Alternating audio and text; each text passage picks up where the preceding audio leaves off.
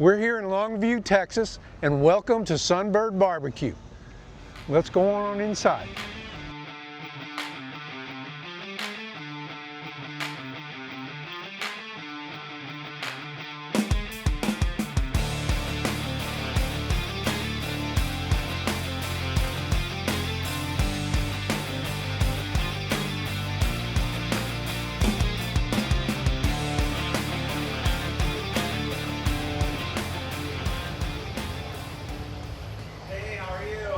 I'm great, how are you? Good. Good to see you. Nice to see you, it's been a while. Yeah, it's been a little bit. Remember Misty? Yeah, hey, how are you? Hey. Good Remember to see Bryan? you. Yeah. This is Bryan Bingham, Sunbird Barbecue. Welcome. Welcome. Thank you. Yeah, we're just, Congratulations. thank you.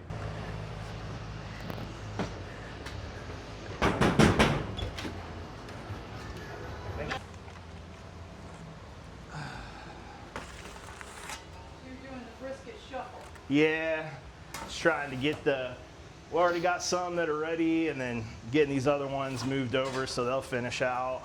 I bet you're loving this pit inside the building. Yes, it's a lot nicer than standing in the rain and the mud. It's like where our trailer was before, we were just like standing out, literally just out in the open. We were in grass, and so if it was raining, you're getting rained on and muddy and then tracking that back into the trailer. Congratulations on Texas Monthly Top 50 Thank you, appreciate it. and your success out here. So it's a hard road. Yeah. It's a hard road. So cheers to y'all. Cheers. Cheers. This is what we get to do in the morning. Hey, it's 5 o'clock somewhere, That's how we right? start our day. So let me start at the beginning. Okay. Sunbird, where's the name come from? So when we were trying to figure out what we wanted to call it, we were all thinking about what we wanted to do, and we didn't want it to just be one of our names because it wasn't just one of our business. It's David and mine. So just trying to figure out like where to go, what we wanted to do. So I started thinking about Phoenix. So that's Okay. where the name comes from. So like our situation, like the way that we started, and like a phoenix, when they die, they're reborn from the ashes. And so like that was symbolic to us because of where we came from with our previous spot and starting over on our own venture. And so I kind of felt that way where, we were like that reborn, and again with Sure. barbecue out of the ashes, and so then I started going from there to figure out, I didn't want it to be like Phoenix Barbecue because that sounds like we're from Arizona. Right. So then I stumbled across I like Arizona, though. Yeah, I stumbled across this short story about a group of people that were like foodies that had eaten everything in the world, but they had never eaten what they called a sunbird, which was a phoenix. Okay. And so that's how I came across that It's name, a bird. Sunbird. Yeah. So just a Okay. different name for a phoenix. They called it a sunbird. So Huh. yeah. And you still have never eaten one, right? Yeah, no, we haven't, no, yeah. So, Well, cool. Yeah. And were you at Bodacious also? I was. Okay. Yeah. So I went there and worked with Bryan. He hired me, and then after a little stint there, things didn't quite work out. So And is Bodacious where you started in the barbecue world? Yeah, professionally, I started in the backyard like most people. Absolutely. Yeah, And still in the backyard. yeah, I got a bug for it and love for it, and started studying like most people. Started studying videos online, watched the Franklin videos. I studied those religiously like it was a textbook. And I just every weekend, like I worked during the week, and every weekend I would just cook a bunch of really bad barbecue. Until I started getting better as That's how you time learn. progressed, and it just became an obsession. Right. And then Bodacious was my professional start, and that's where I started taking those like backyard skills and really learning how to do it in a professional way, and like to scale and start doing it more than just one brisket every weekend type thing. But you were running Bodacious for a while. So when I first started there, I started when the list had come out, and that was I think 2014 was Something when like they that. were number 4. And so I was there working with Jordan for a couple years, and then he left to go work into a different location. Right. So for about the last 2 years I was there, I was running it. Yeah. Okay. That was an interesting time as well, because I had no experience with running a restaurant. I had never managed anyone other than just like I worked at Starbucks before that, and I was a manager, but you know that's different than a restaurant where you actually have employees and you're not just like a manager. So Right. I had to learn really quick, and then COVID happened, so I had to navigate not only not knowing how to be a boss, but also how to get through a freaking global pandemic. So that was an interesting time as well.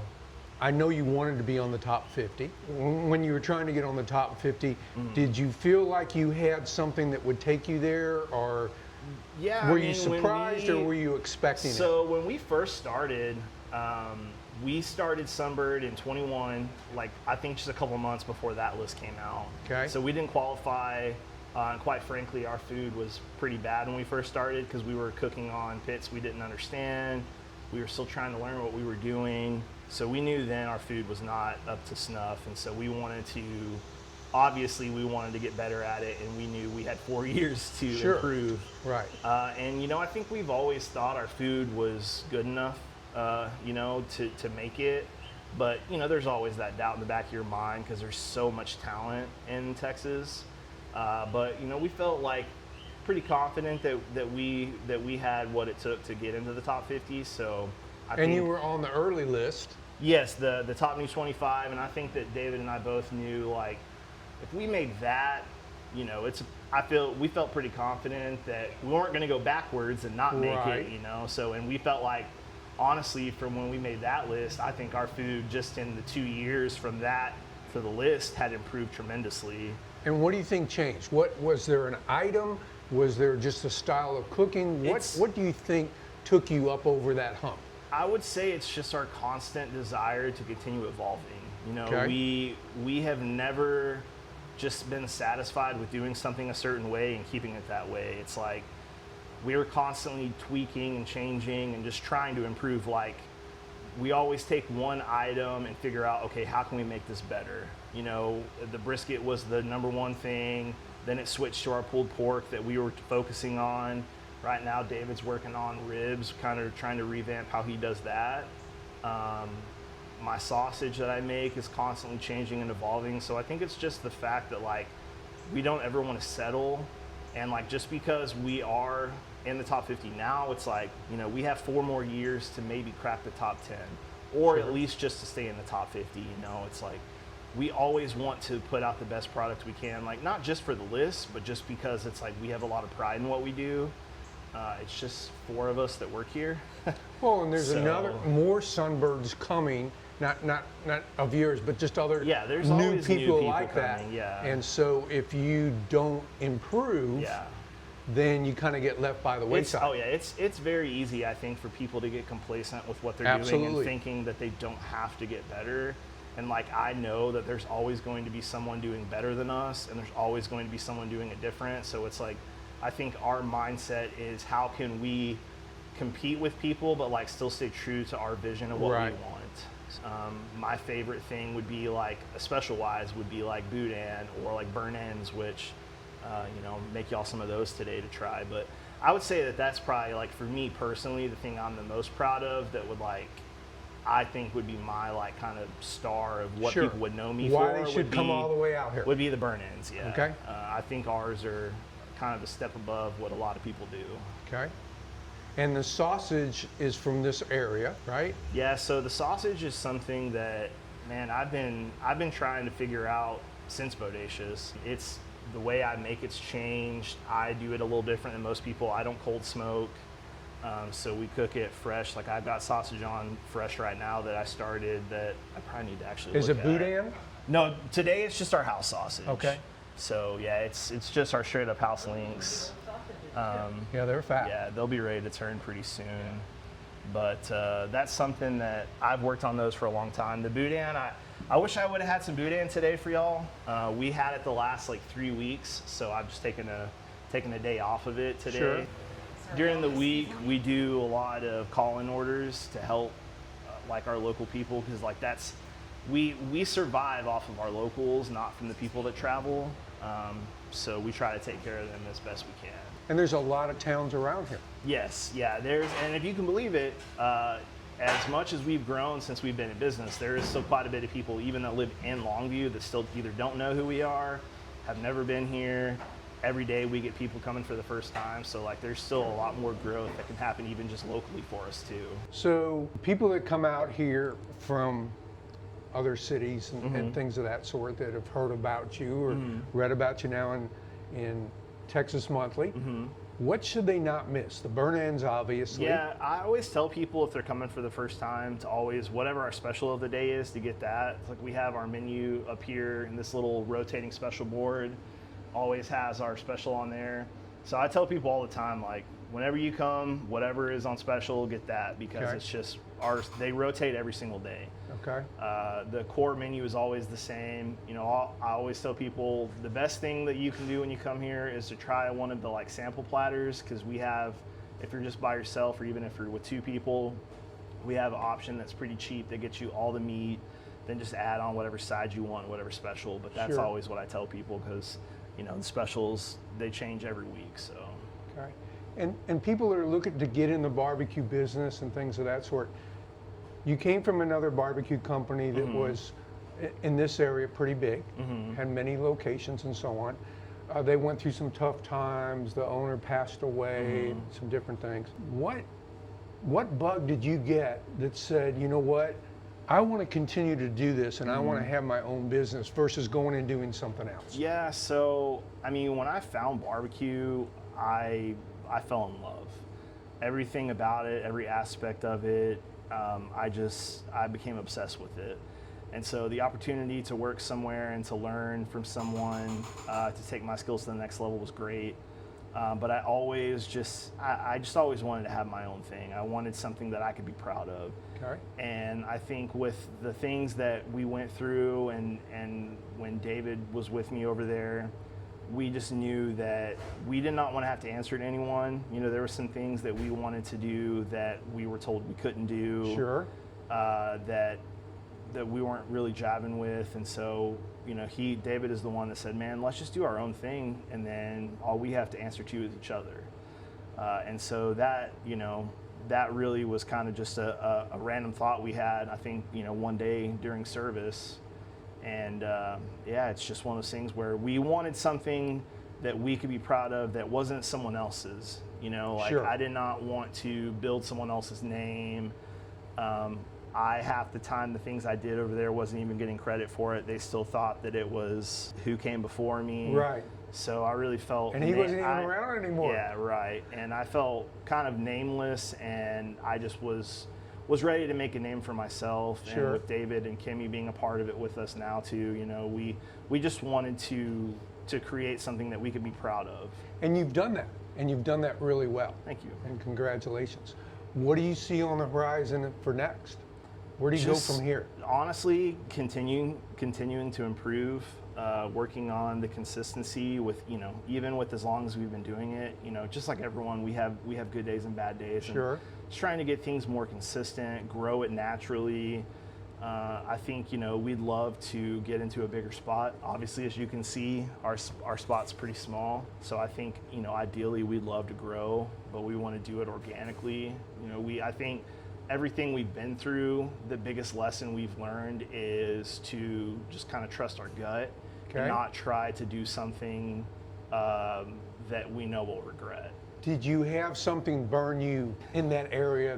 Yeah. When we first started, and I won't go too far into it, but we had some people that we started this with, some former partners, and it was a hard time and a hard lesson learned for all of us. And what it did was show us that we don't need anyone but each other. Absolutely. And I've seen more people learn that same lesson. Yeah, and I wish that I would have learned it, you know, before. Yeah, sometimes you have to cross into that water. It's like touching the oven. Unfortunately for me, I learned things the hard way. I've always been that way. But it sticks with you then. Yeah, I will never forget it, that's for sure. And that's one thing I always try to pass on to people that talk to me about wanting to start a business. And I just tell them, I said, look, no matter what you do, do it for yourself. Don't do it with anyone else. Right. Don't listen to somebody and take their money. Figure it out how you can do it without relying on someone. Put your best foot forward. Yeah, so that was a lesson we all had to learn pretty quick. Is there anything on the menu that's not your typical barbecue?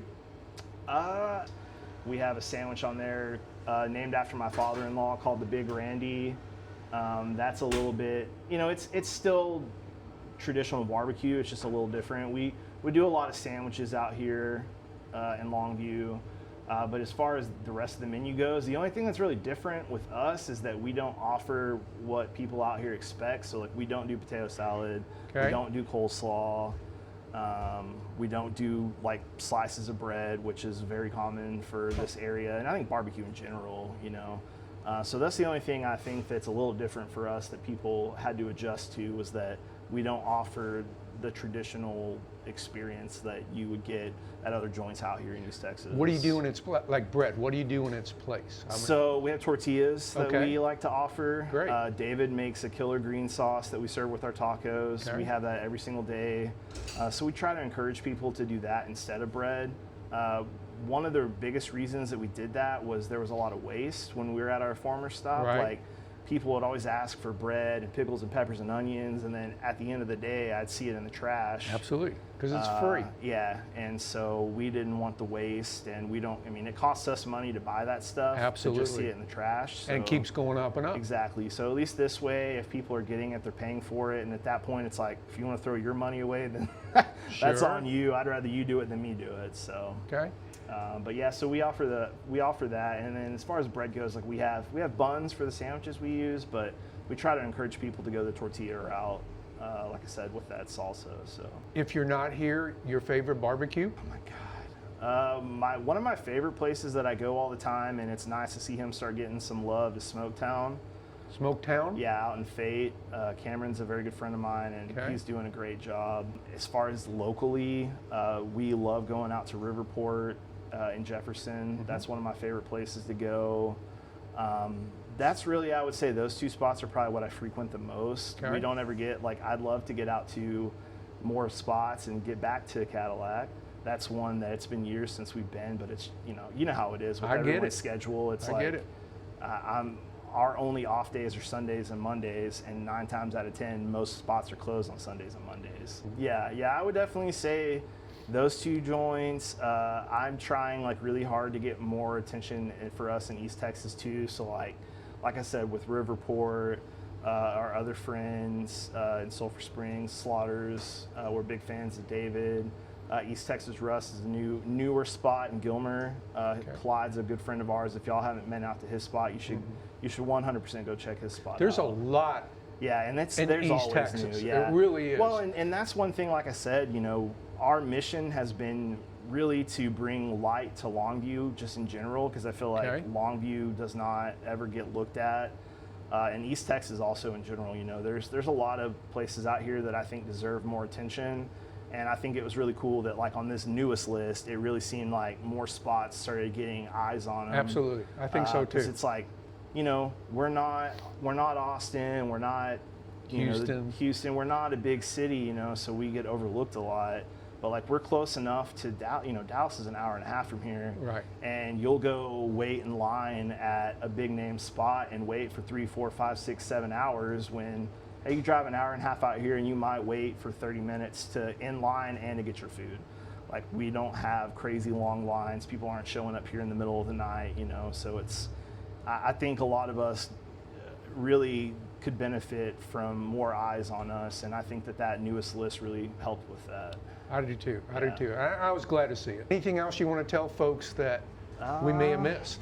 I don't think so. I think the biggest thing would just be, like I said, I really think that East Texas deserves some more attention, some more love. Like I had said just a second ago, we're not that far from the big city. Right. Come out here, make a day of it. You can go on a run here. There's several spots out here. Longview has a lot to offer. We've got a great brewery right down the road from us, Is that Old right? Horse. And then Silver Grizzly for some really good coffee. If y'all need some coffee, I would run down there. I will check it out before I leave. I always like to love check out the them. coffee Yeah, spots. you could walk to it from us. It's literally like a block down the road. Okay. It's super close. But that would be the biggest thing. I think just, go eat barbecue, whether it's ours or someone else's. Just, we're all out here trying to make a living.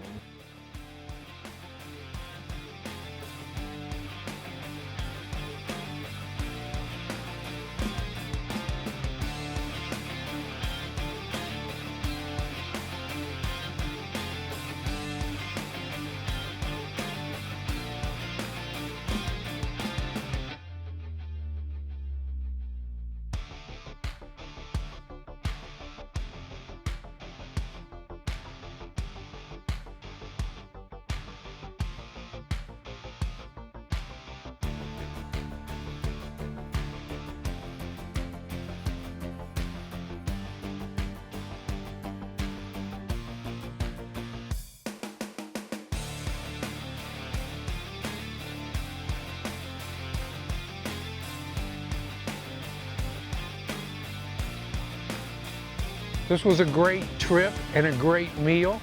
Come out to Sunbird Barbecue in Longview. It will be well worth your trip.